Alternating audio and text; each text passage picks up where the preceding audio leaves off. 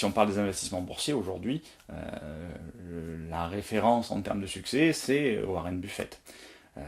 Mais Warren Buffett ne dit pas grand-chose lui-même sur les clés de son succès. Par contre, beaucoup de gens se servent de son nom et de son image pour vendre des théories et des résultats. Sachez bien que Warren Buffett, si vous lui prêtez suffisamment d'intelligence pour avoir fait ce qu'il a fait et bâti son empire et être probablement un des meilleurs boursiers au monde de toute l'histoire, vous pouvez également lui donner crédit et imaginez bien que s'il avait trouvé une méthode pour devenir riche, il se passerait bien de la délivrer pour quelques dollars par l'intermédiaire de gens plus ou moins douteux et d'ouvrages plus ou moins légers. Donc, pourtant, n'empêche que beaucoup de gens achètent ça. Jadis, quand j'étais dans une école de gestion et de management, réputée grande école, nous avions une matrice de raisonnement pour étudier la finance qui était fondée sur des rendements annuels demandés par les Américains entre 18 et 25%. Les rendements, les retours sur les actions, hein, je parle du ROE, hein, comme on dit dans ce langage-là.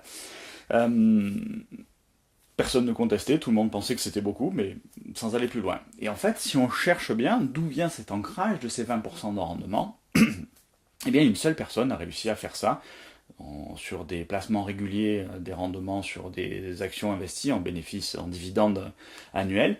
Une seule personne a réussi à faire ça, enfin réussi entre guillemets, c'est Bernard Madoff, avec une pyramide de Ponzi, donc rien à voir avec l'analyse de la bourse où c'était juste une simple escroquerie. Et dans les matrices de l'enseignement, tout le monde était convaincu que un rendement à 7-8% c'était ridicule et que les gens attendaient 20%. Et allant au-delà de ça, les fonds de pension en sont venus à exiger ce type de rendement puisque Madoff arrivait à les obtenir. Bon, on connaît l'histoire, donc c'est pas la peine d'y revenir. On sait bien qu'il ne les a jamais eus et personne n'a jamais eu 20%. Les fortunes qui sont créées en bourse ne se sont pas créées sur des capitalisations à long terme, mais bien entendu sur l'augmentation de la valeur de l'action en elle-même. C'est le titre qui a pris de la valeur et non pas les dividendes qui ont été redistribués. Ceci dit, si vous voulez avoir une approche objective de la chose, je vous renvoie vers le guide. Et une étude publiée par l'autorité des marchés financiers a été citée en référence. Sur 25 années, donc elle s'arrête en 2013, sur les 25 années qui précèdent, malgré les crises, les placements légaux qui ont été le plus rentables en France ont été les placements boursiers avec un rendement de 6,5%. Alors ça a l'air de ne pas faire rêver, 6,5%, mais si vous avez capitalisé 6,5% sur 25 ans, vous avez multiplié votre capital par 5 à 6. Ce qui n'est pas rien du tout. Et tous les autres placements légaux sur la même période, selon cette étude, ont été moins rentables que 6,5%. Ceci pour vous donner un ordre de grandeur et pour vous éviter de courir après des mirages ou à essayer de suivre des gourous qui vont vous promettre des choses totalement,